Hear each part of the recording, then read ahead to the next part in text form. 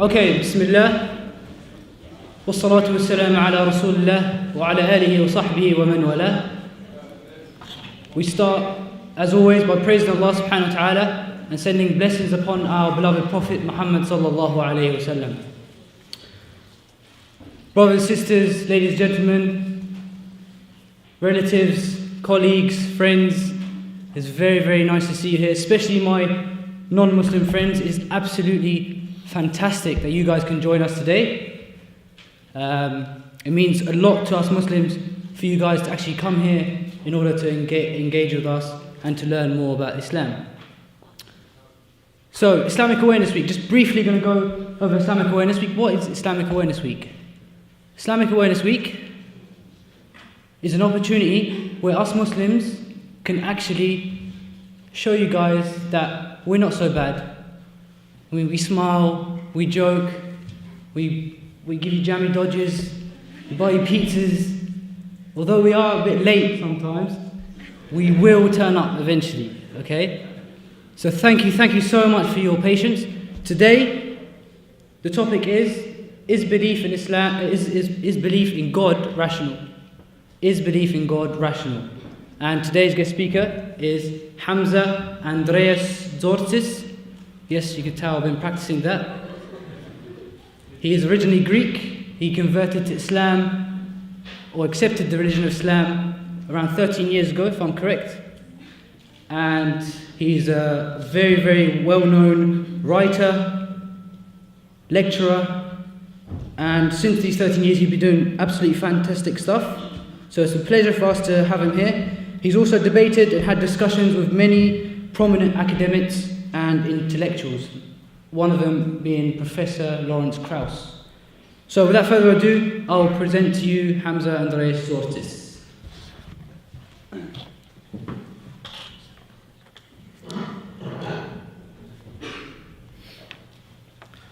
Bismillahir Rahmanir Rahim, alhamdulillah, wassalatu wassalamu ala Rasulillah. Brothers and sisters and friends, I greet you with the warmest Islamic greetings of peace.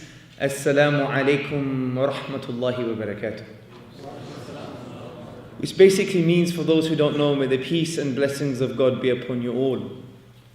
Today's topic is, does God exist, or is the belief in God rational? So, is the belief in God rational? Now, from a sociological perspective, from a common sense perspective, or a popular culture perspective, we think that if something is not scientific, it's not rational.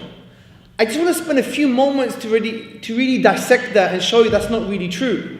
Because science does not lead to atheism. This is the first thing we have to talk about. Science does not lead to atheism. Many philosophers of science say, to even make a claim that science leads to atheism is irrational and illogical.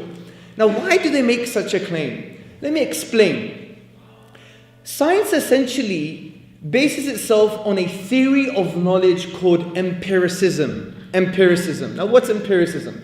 Empiricism is the knowledge thesis that basically says you can only have knowledge about something or concepts about something if you have experience. Now, that experience can translate into direct or indirect observation. So, when we analyze this theory of knowledge, how does empiricism now imply God doesn't exist? Because by the very definition of God, he is not observed. He is not experienced from a physical perspective. So if empiricism just uses observations, just uses experience, then how can now empiricism deny that which cannot be observed? As a theory of knowledge, it is quite limited. It's like me, for example, saying, I know there are two rooms, right? And when I observe things in this room, it tells me what's in that room. But that's not necessarily true logically from that perspective. So empiricism can never, ever deny actually God's existence because it relies on observations or experience. Now you may think, Hamza, you are talking about a very crude definition of empiricism. You're thinking it's direct observation. Well, fine. Let's take the other kind of liberal meaning of empiricism, which is indirect observation too. If we take indirect observation, then how can that ever negate God's existence? It actually entertains the reality that a deity does exist, or a creator for the whole universe exists, because when it's based on indirect observation, you're quite loose in your thinking. You can have an observed event X, and you could infer from X. You could say, well, if X exists, then something that created X exists. For example, this is why we use the design argument sometimes when we say there are amazing laws in the universe. There are fine-tuning of physical constants in the universe. And if they were changed by a hair's breadth, we would never have a life-permitting universe. So if that data is true, we can infer, reason upon that data to conclude, well, maybe there's a cosmic designer. So whether you take a crude version of empiricism or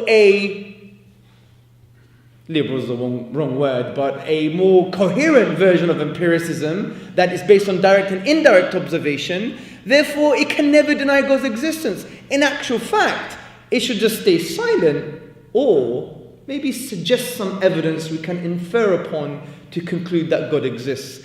And this is very critical, because sometimes, especially being brought up in the West and in our country, Britain, and on campus, we have this nonsensical notion that science actually leads to atheism. It doesn't, because if it rests on empiricism, which is the theory of knowledge that actually says that you can only form ideas about something if they're experienced, direct or indirect observation, then that doesn't necessitate God doesn't exist.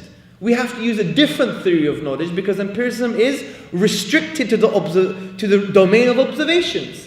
This is why Professor Elliot Sober, who's a philosopher of science, in his essay called Empiricism, he says scientists at any moment are restricted to that which they can observe. So I know this is a bit of philosophical mumbo jumbo, right? And it's a bit late, I do apologize. But let me just summarize it for you in a very popular way. Can there be a possibility of a future observation that was currently unobserved? Yes. We know the history of science shows us that we don't have all the observations. Our observations are always limited. We don't have an infinite number of observations. We don't have the total number of observations of a particular phenomenon. So therefore, even if you were to claim that empiricism or science can deny God's existence, there should be always the question of actually not really, because we can have future observations that deny our current observations because we never observed them properly, or we're yet to observe them. Now this exposes the kind of limitations of empiricism, and that empiricism can't conclude God does not exist. Let me give you another example.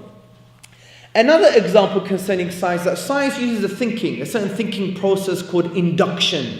Now what's induction? From a pragmatic perspective, induction is that you have a limited set of observations and you conclude for the next observation. Make sense? You have a limited set of observations and you conclude for the next observation or the entire set of observations. Let me give you an example. Say we all traveled to Wales, lovely Wales, and we had a question, a testable idea, a hypothesis. What are the colour of sheep? We don't know the colour of sheep. We want to find out. So we go to Wales and we count 1 sheep, 2, 1,000, 2,000, and we stop at 5,000. That's enough data. And we realize that all of the sheep are white. So using induction, we have a limited set of observations, which is 5,000 sheep. We're going to conclude that the next sheep is going to be what colour? White. Because that's what we have. We have that limited observation. However, that may not be true. And we know it's not true. What's the other colour of sheep? Black. I'm the black sheep of the family, right? The other colour of sheep is black. Now what does this expose? Yes, it's a crude analysis of induction, but it just use this to stick into your mind. What it basically says is that there can be a future observation that denies previous conclusions. We've seen this in the history of science, because the history of science exposes the fact that it's not static, it's dynamic, and that's the beauty of science. We love science, right? Especially Muslims, actually. And if you look and study the history of science, you have the likes of David C. Lindbergh, he's a historian of science, and he quotes that the first real scientist was who? Yes, it was a bearded Muslim. Would you believe it? And his name was Ibn al-Haytham, and I believe he wrote the book on optics in the 10th or 11th century. And he was like the first manifestation of a real scientist that had a real methodology with observations and analyzing the results. Whereas the Greeks previously, they were slightly a little bit more theoretical from that perspective, okay? So what we're trying to say here is that, Muslims love science. And you know what Ibn al-Haytham said all those hundreds of years ago? He said, the reason I do the science because I'm motivated by the Quran. Would you believe it? So the point is, science has its limitations and it's changing. It's static. It's dynamic. It's not static. And we see this in the history of science. For example, there was a disease called pellagra, for example. And that disease is like a skin disease. And the scientific community at the time said, no, it's to do with infection. And there was one scientist who said, no, it's to do actually with nutrition. But because there was a consensus and a community, they're like, no, you're wrong, you're backward, you're like a flat earther, right? You're wrong. But after a few years, they found out that he was actually right. And that goes to show, even though when we may have a consensus about something, consensus changes. We thought, for example, Newtonian physics and mechanics was absolute. It applied to every scenario. But we know there are two non-complementary paradigms now between Newtonian physics and quantum physics. They haven't found the link yet. So the reason I'm mentioning these things is for you to understand that there is no static nature to science, and that's the beauty of it. So when you look at induction and empiricism, you come to the conclusion that they can never deny the existence of God. Empiricism, because it deals just with observation. God, by definition, is not observed. And induction, because it's limited. You can always have a future observation that denies previous conclusions. I know I've spent some time on this, but just to try and open your mind. Now basically, you don't have to take my word for it. Who am I? You've never met me before. And if you have, I hope it was a good experience.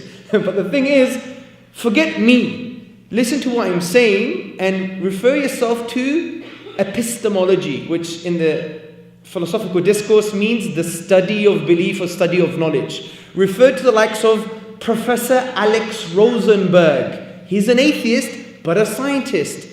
Refer to the likes of Professor Elliot Sober. Refer to the likes of, and I don't know if I could pronounce his name properly, Goethe, right? He's a very good scientist and a philosopher who wrote about the scientific method. So you have Western references for you to look at. I don't want you to think, hey, this guy's, crazy. He's just picking things up and making them sound nice. It's sophistry. No, I want you to do your reading yourself. Islam doesn't believe in a fascism. I don't want to have this kind of intellectual fascism that you think what I'm saying is absolutely true. I'm not saying that. These are just humble suggestions to plant seeds in your mind so you can awaken new realities and you could think, you know what? Actually, Richard Dawkins is wrong. Because he has that kind of social narrative that science leads to atheism, which is not necessarily true, as we just discussed. So, moving on now. Do we have good reasons for the existence of God? Oh yeah. And I'm going to try and articulate some reasons, okay? The first reason I want to talk about is you. I want to talk about you. And me. I want to talk about us. The very fact, brothers and sisters and friends, the very fact that we have an internal subjective experience, I think is good reasons for theism, for the fact that a deity exists, God exists, a supernatural cause for the whole universe exists. Why am I saying this? Take this for example. It's called fruit whoosh, right? Apple and blackcurrant juice drink. Now, if I were to take the straw and basically put it inside and take a few sips, very nice, right? There is a likeness to that reality. What is it like for Hamza Tzortzis to have a fruit whoosh? What is it like? Does anybody know what it's like for Hamza to have a fruit whoosh? Let's go a little bit further. What is it like for Hamza to feel embarrassed by being late? What is it like for Hamza to fall in love? What is it like for you to have a biscuit? What is it like for you to have a coffee? What is it like for you to feel pain? What is it like for you to say to your mother that you love her? What is it like for you to have a strawberry? This question, brothers and sisters and friends, is simple but yet very profound. Neuroscientists, philosophers of the mind are confused about this question because it forms something called the hard problem of consciousness. The Guardian recently wrote about it at length. The New Scientist magazine, and you have academic discourse from the likes of Professor Altin something, right? I forgot his name now. Professor David Chalmers, Professor Antti Revoncio, and many others, even Dan Dennett, the famous neo-atheist. They're discussing and trying to find out, how do we explain this hard problem of consciousness? And let me detail what this means. The hard problem of consciousness is that there is a likeness, a subjective experience of me or you to have a fruit whoosh. The hard problem of consciousness also includes that why do we have subjective experience from physical biological processes? So there are two elements to the hard problem of consciousness. Number one, what is it like?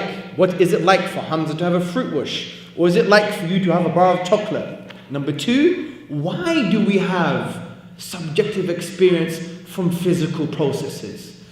And if you look at biological explanations for this and philosophical explanations for this, they cannot explain that reality. C'est impossible, as the French say. It's impossible. And this is why, brothers and sisters and friends, theism is the best explanation. Now you may think, hold on a second, this sounds like God of the gaps. It's God of the gaps. You don't know what's going on, so you squeeze God in there as an explanation.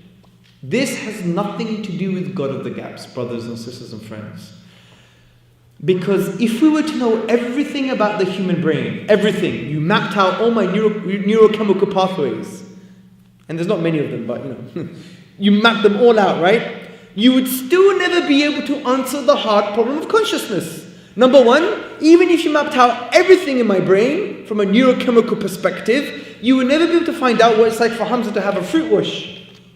You would never be able to find out why Hamza has subjective experiences from cold, irrational, unconscious, physical, biological processes. So it has nothing to do with God of the gaps. It's not due to a lack of scientific knowledge. Think of it from a logical perspective. Even if we were to know everything about the brain, it will not give us an answer to the hard problem of consciousness.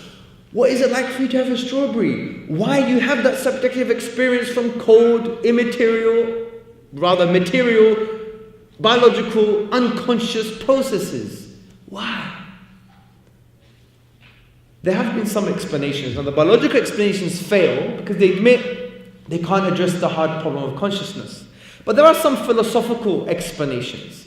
And Professor Antti Revoncio, in his book, Consciousness, the Science of Subjectivity, he basically says the reason we have to look at the underlying philosophical assumptions is because they actually manage, if you like, the biological explanations. They deal with the biological explanations. They are a foundation for the biological explanations. So I'm just going to quickly go through some competing explanations and why I think theism or God's existence is the best explanation. The first type of explanation, brothers and sisters, is called type A materialism. Big words. Don't worry about it.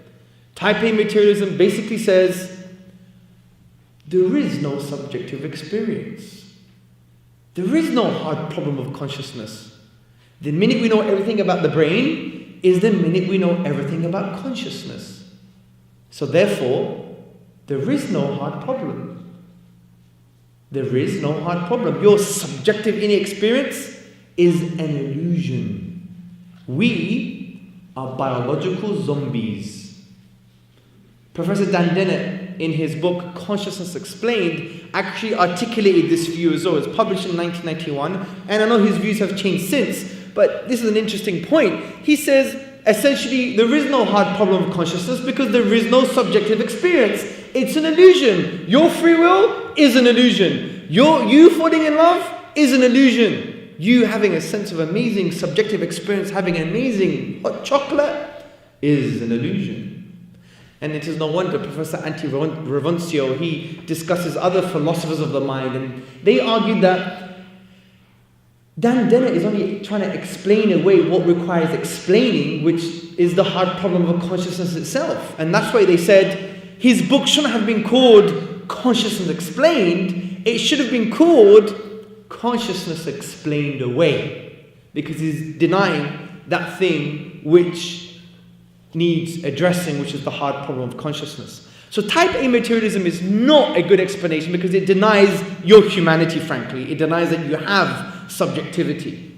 What about type B materialism? Type B materialism, brothers and sisters, is quite interesting because it basically says there is a small epistemic gap. It's a big word, but what this basically means is we have a small gap of knowledge to gap between what's happening in the brain and your subjective experience. There is a small gap of knowledge, okay? There is a small gap of knowledge.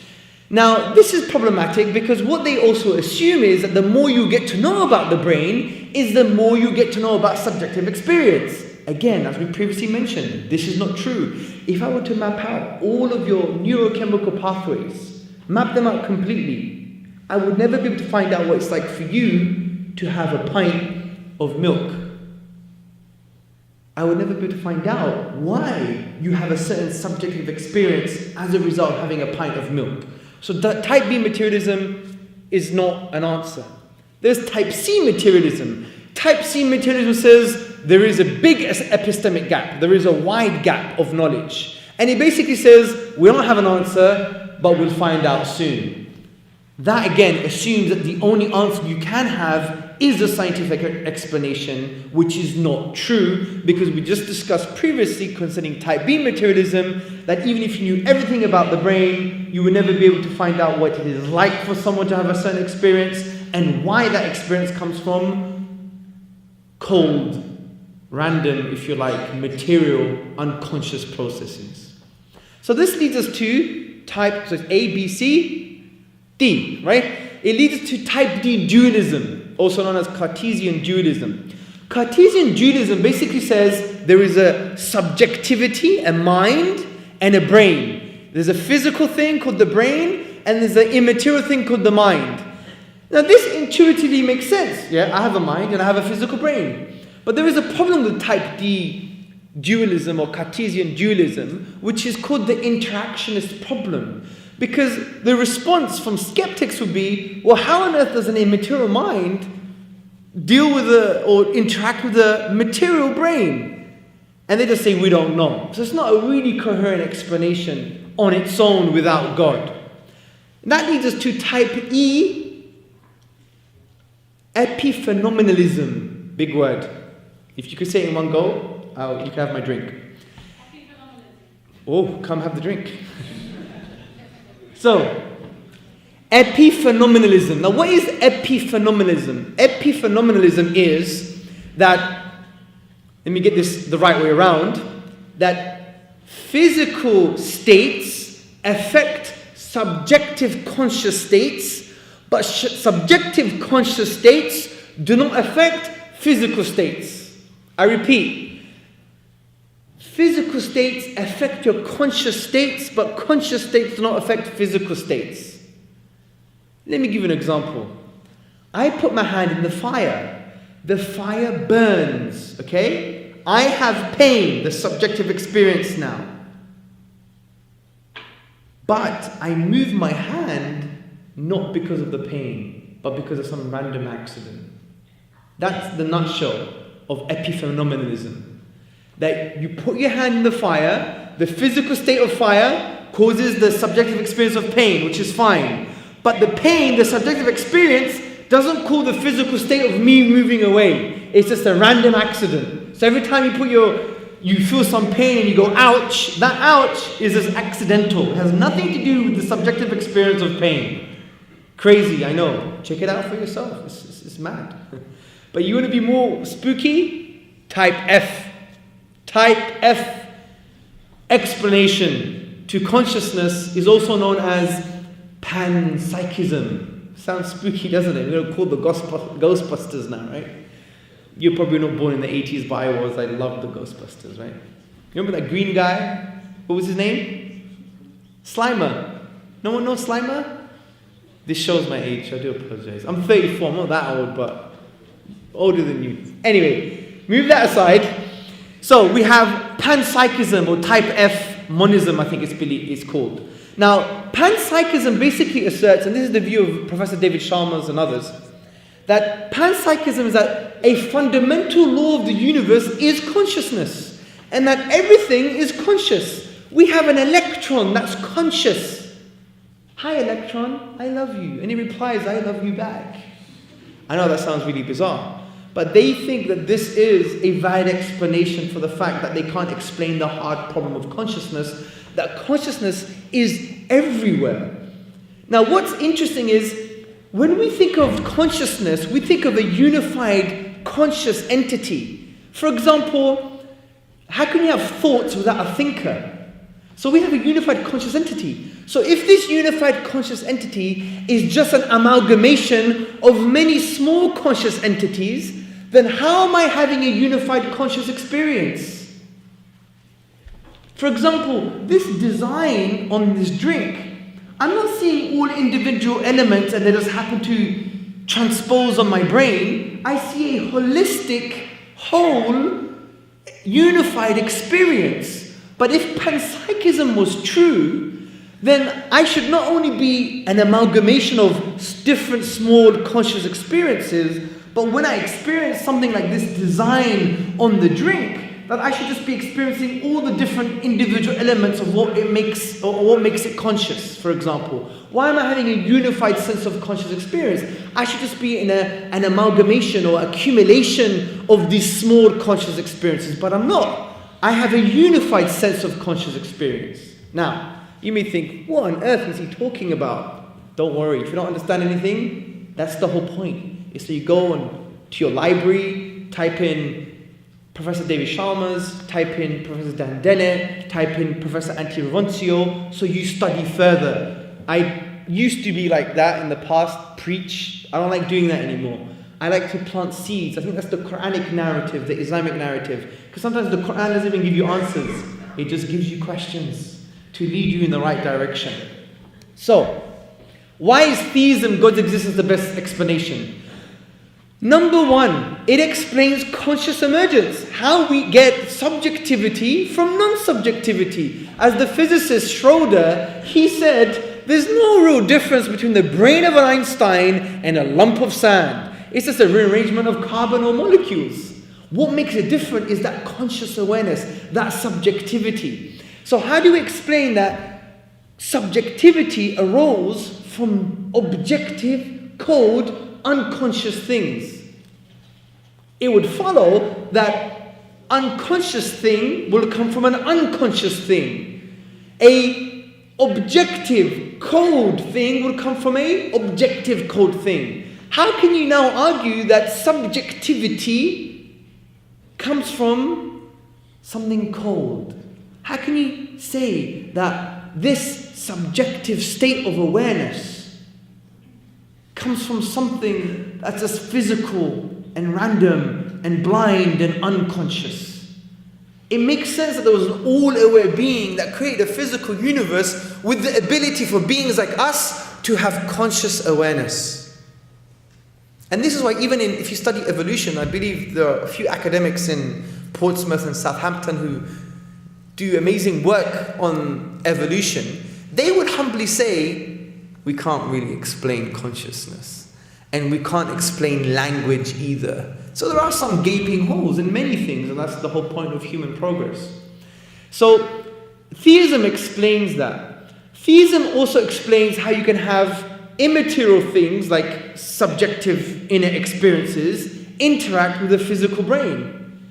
that there was an all-aware being with his all-abiding will that basically enabled physical and non-physical things to interact with one another.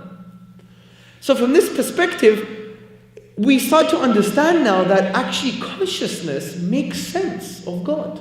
The fact that we have inner subjective states makes sense of God is the best explanation. And what's really fascinating, you could summarize it in the following way. The minute you say, I am a Muslim, I am an agnostic, I am an atheist, is the minute you actually indicate the existence of God. Because who is this I? This I is me, you, with a subjective inner conscious state. How is that best explained? Not materialism, not scientifically. We talked about the hard problem of consciousness. It's best explained by God. So the irony is, the minute you define yourself and you say I, is the minute that God exists. So that's one argument for God's existence. Let me give you one more. By the way, I would like to give you 7, but it's getting late and I missed lunch. So I heard you had nice pizza, by the way. Liked it? Who had pizza? Was it nice? But what is it like for you to have pizza? The inner subjective experience. Anyway, the next argument I want to talk about is your brain, your rational faculties. I want to give you a question. Can you trust your mind on atheism? Now, Charles Darwin, he wrote a personal letter, and he said, if we just evolved like monkeys, then why should we trust our rational faculties?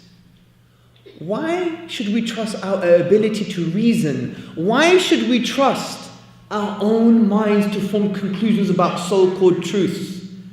Because if we just evolve just like monkeys or any other species, then we shouldn't trust our minds at all. Because evolution via natural selection is about survivability, not truth value. It's about survivability, not truth value.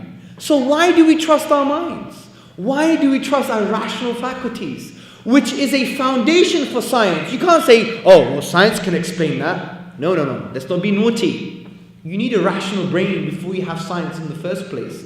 We're talking about the assumptions of science here. How on earth can you trust your own grey matter in the skull if you use evolution as an explanation, which I don't think is a good explanation? Because evolution dictates that it's just about survivability. Now you may think, well, to survive, you need to be clever.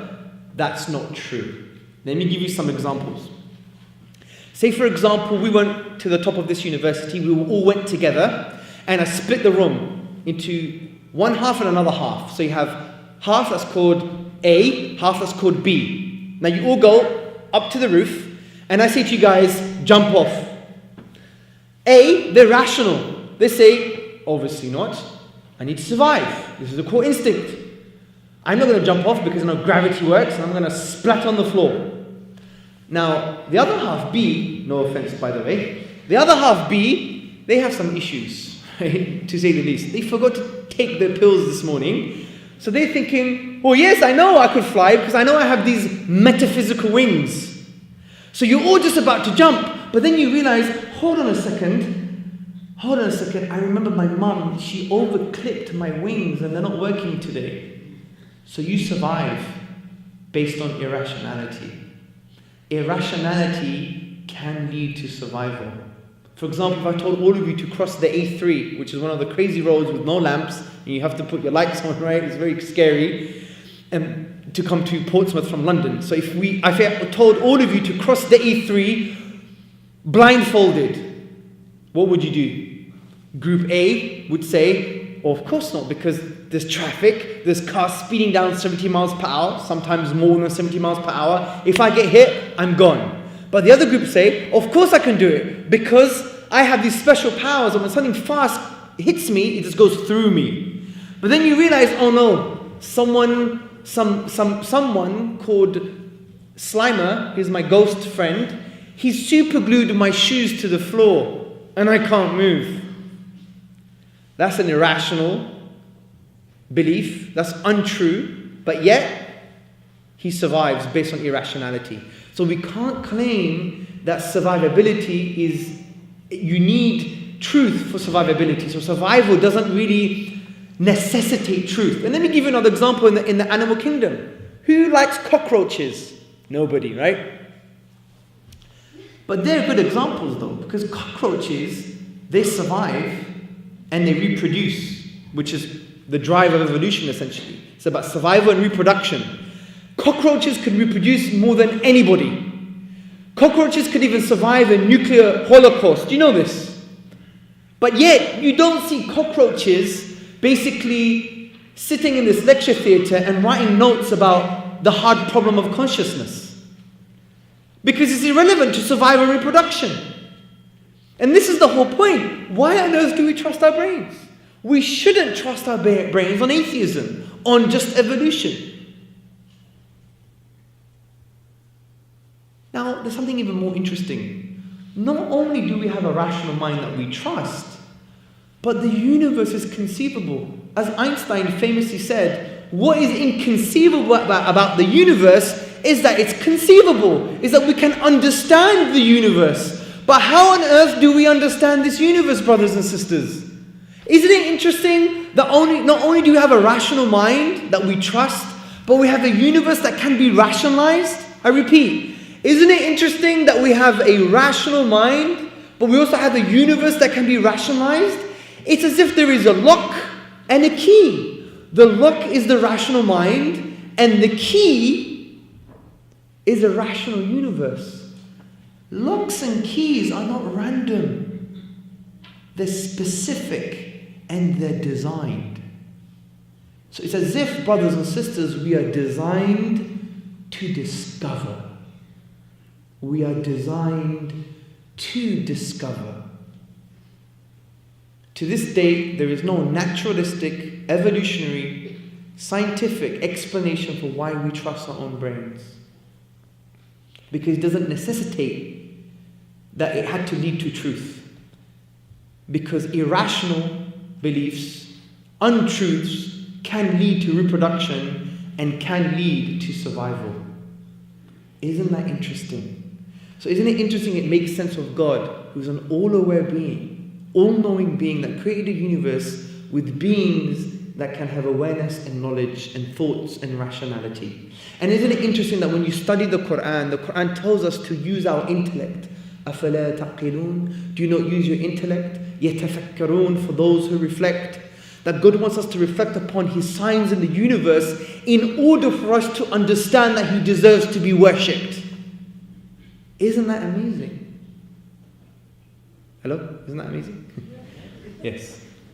For me, it's fascinating. So let me just end. Yes, I've given you some arguments, I've talked about science. Let me end with this. By the way, you need zero arguments for God's existence. let me explain why. I'm going to explain why in the following way. Can everybody hear this? Yes. Good. This is a table, right? Is this a table? Agreed? Good. Is this table real? Is it external to my brain? Prove it. I want you to prove that this table is real and is external to my skull.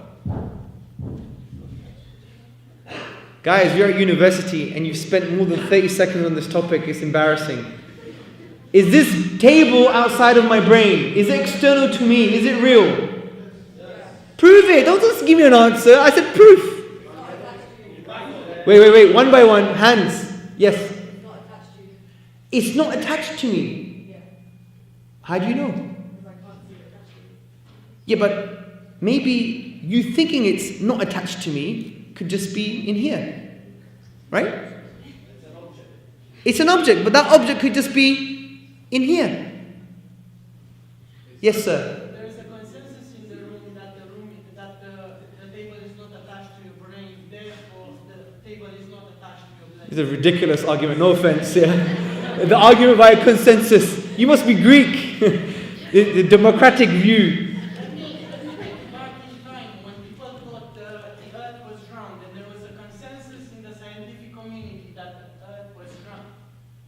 Consensus doesn't mean anything. Consensus always changes. We've seen that with the history of science. Absolutely. That's what Let me explain something. I'll give you time after, so I do apologize. I'll give you 5 hours, okay? You can sit in my car as well, don't worry. So listen to this. That consensus could just be in my mind. You can all say to me, Hamza, we're all saying it's outside of your mind, silly. But me hearing, Hamza, we're all saying it's outside of your mind, could just be in my mind. Yeah, but that touching and feeling could just be in here, bro. Yeah, but that feeling could be in here. Yes, sir. What's the use of thinking anything else? But that's not an answer. That's a sidestep. It's like a good parry in Wing Chun Kung Fu. Bong Sao. I agree. No, I'm going to get to that. I told you I actually agree with you. I'm going to get to that. See, the point of this discussion is to show that there are some things that we require that are fundamentally true, yet we don't have any evidence. In philosophy, this is called a basic belief, or you could call it a self-evident truth. And there are many self-evident truths. Like for science, requires the self-evident truth of the real world being real is external to my mind. That there are external causal things going on in the world. This is a necessary self-evident truth. And that's so fascinating. Not only that is a self-evident truth, but even the belief that our minds are rational is also self-evidently true. Also, the age of the universe is self-evidently true. Because for all you know, the universe could just be 5 minutes years old. And it was created 5 minutes ago with 18 years of memory. With you having 18 years of memory. You can't disprove that. At the end of the day, if you've seen The Matrix, maybe you haven't taken the blue pill or the red pill. Maybe my name is Neo. Right? See, the point I'm trying to say here, brothers and sisters and friends, is that there are some self-evident truths, or also known as, in the language of philosophy, basic beliefs.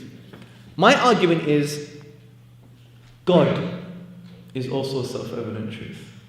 God is also a basic belief. What we mean by God is the underlying element of that definition, which is that there is a cause for the universe. That is a self-evident truth. There are some objections though. Objection number 1. Hamza, if you believe God is a self-evident truth, I believe the Grand Fairy is a self-evident truth. Or the spaghetti monster is a self-evident truth with huge meatballs for eyes. That spaghetti thingy-majiggy created the whole universe. And I respond and say, no, you are wrong for 3 major reasons. Number 1, self-evident truths do not require information transfer. Self-evident truths don't require someone telling you it's true. For example, the fact that I know this table is real is not because you told me, it's because I have my own intuition, internal experience, my introspection, which in epistemology is a valid source of knowledge, by the way. My own introspection, without any information transfer, I know the table is real. Just like within my own internal experience, I know that there is a cause for the whole of physicality. It's a self-evident truth that doesn't require information transfer. But the belief in the spaghetti monster, I need information transfer, particularly of Italian cuisine. Spaghetti, yeah? So that's why the spaghetti monster or the Grand Fairy can't be a self-evident truth. The second point is, self-evident truths, brothers and sisters and friends, are something called foundational. Like you have a foundations to a house for the house to remain erect. Foundational truths are truths that actually create other knowledge. Okay? They develop other knowledge and answer fundamental questions. For example, believing that the physical world is actually real allows us to have the scientific empirical worldview that answers questions of the how things work. But interestingly, the cause for the universe, the creator, is a foundation for why things work. Science can never address the why, by the way. We know this. If my auntie made you a really beautiful cake now, and I said scientifically explain it, you could just explain how long it was cooked for, what's inside it, the molecular structures, the peptide bonds, or whatever things that are inside, but they could never tell me why she made it. So God's existence is a foundation for the why. It's a foundation for consciousness. It's a foundation for even trusting our own minds. So it's foundational. But the spaghetti monster is not foundational for anything apart from a few laughs. The third point to reject this contention is that self-evident truths like God's existence and the physicality of the world being real outside of my mind, outside of your mind, they're not culturally bound. They're not via culture. For example, a spaghetti monster, if you were to say that to, I don't know, a Tibetan Buddhist, he'd be like, excuse me, a spaghetti what? It's not part of his culture because it's a culturally bound myth, truth, reality, whatever. But God's existence and the world being real, they're not culturally bound because they're cross-cultural. They're not a product of culture. This is why you have around 4,000 names for God since 6,000 BC Sumeria. A second contention is though, hold on a second, Mr. Tzortzis. Hold on a second. What about the flat earth? Didn't we believe the flat earth was self-evidently true? By the way, the flat earth wasn't a basic belief or a self-evident truth, but some atheists or agnostics or skeptics throw this as a question. I just want to address it. Fine. Let's maybe admit the flat earth was a self-evident truth and it changed in the future. The point here is, so what? How does this refer to God? Maybe you can have future physical scientific evidence that denies your previous conclusions. That's excellent. That's the benefit of science as we discussed in the beginning. But there's something fundamental here, which is future observations can never contradict God's existence. You remember what we said in the beginning? Do you remember? How can something that requires observation as a methodology deny that which is not observed? Because God is distinct and disjoint from the universe. If I created this table, I don't become the table. Likewise, if God created the universe, He doesn't become the universe. So that question itself is misapplied. The third and final contention is, you're wrong, Mr. Tzortzis. If it was so self-evidently true that God exists, then why do we have 50% of the Chinese people disbelieving in God, 40% of Germans? Why do we have around 750,000, nearly a billion atheists on the planet? Why? So, self-evident truths don't require universal consensus. Self-evident truths can be individualized. For example, it's self-evidently true for me, from my own internal introspection and experience, that my mother gave birth to me. I have no proof. I don't have a home DNA test kit. I just have the say-so of my mother and my father. Even if I had videos and photos, I don't look the same. So I still have to believe that they said that was me. For example, in the morning, I had breakfast. I had a banana sandwich, and I had nuts with raisins, and I had a chai latte. So, that's self-evident truth to me, but it's individualized to me, not to you. You have to access that information. So some self-evident truths can be individualized. And I would also argue that at the end of the day, if you look at the history of humanity, there is a broad consensus that there was a creator for the universe. So from this perspective, the contentions do not actually break down this argument that God is a self-evident truth. So where am I going with this? Where I'm going with this is the following. You can't, brothers and sisters, deny God. Because if you deny God, it's like denying the real world is external to your brain, the real world is real. Because the real world being real outside of your brain is a self-evident truth. God is a self-evident truth. If you reject one, it's like rejecting the other. Because they both have the same criteria. They're both foundational, they both are understood without information transfer, and they're both universal from that perspective. So, denying God is like denying reality. And this is in line with the Islamic concept of fitrah. The Prophet Muhammad, upon whom be peace, he said in a prophetic tradition that can be found in the compilation of Muslim. He was Muslim, but his name was Muslim as well. And this compilation, he basically collected a prophetic tradition that's authentic, where the Prophet Muhammad, upon whom be peace, said, every human being, every child is born in a state of fitrah. Now fitrah, the Arabic word, comes from the triliteral stem, fa-ta-ra, which you have words like fatrun and fatarahu. Like something was created within you to acknowledge God and to worship Him and love Him and know Him. And this is in line with the self-evident reality of who God is. And this is supported by anthropological evidence. I have a lecture online, it's called Denying God, Denying Reality. If you put it on YouTube, Denying God, Denying Reality, I spent about 25 minutes on this particular issue. So hopefully I've given you some food for thought, planted seeds in your heart and mind to investigate and think about this very important question further. I have used relatively new arguments that I haven't used before in the past, so you don't have to go on YouTube and check me out when I was like 30 kilos heavier as well, right? So there you go. I really enjoyed being here. I mean, you could tell that these talks are just for me. It's all therapy for me. I like expressing myself, right? Because many of you are like this. What are you talking about, man? Which I don't blame you, but you know what? I want you just to be inspired, just to think further, and for you to know that, you know what? Muslims are not stupid, right? Muslims like to think. We're autodidacts. We like to teach ourselves, read around, we may be wrong, we may be right. But the good thing about universities, and this is something I really want to focus on just the last 1 minute.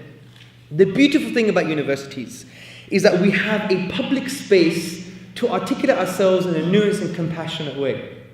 And that's very important. We have to maintain that even if we disagree with one another. Because I have to admit, the past Hamza Tzortzis was a little bit overzealous and it's got me into trouble, right? Some ridiculous statements, right? But the point is we learn and we grow. Britain should maintain that narrative that we allow people to learn and grow. And that we come together, even if you're Muslim, ex-Muslim, Jew, Christian, have that tolerance. I was in an interfaith yesterday. You know what? I felt so loved, by the way. I was in Leicester, interfaith with Christians. It was beautiful. Kids were running around. There was Muslims there, non-Muslims. And it just shows that we can discuss. Don't hate, debate. Don't curse, converse. God bless you. Thank you very much for listening.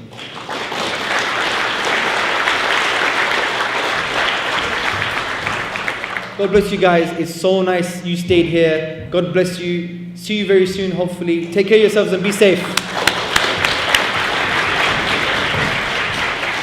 Okay, thank you guys. Just to sum up, I would like to thank Hamza for his beautiful lecture. Hope you guys benefited. Please keep an eye out for our next talks. I'm still mad at you. But keep an eye on our next talks. We've got another Greek convert coming tomorrow, if you're interested. But he actually lived in Greece, so I think you find that interesting. Okay, subhanakallah wa bihamdik, ashhadu an la ilaha illa anta astaghfiruka wa atubu ilayk.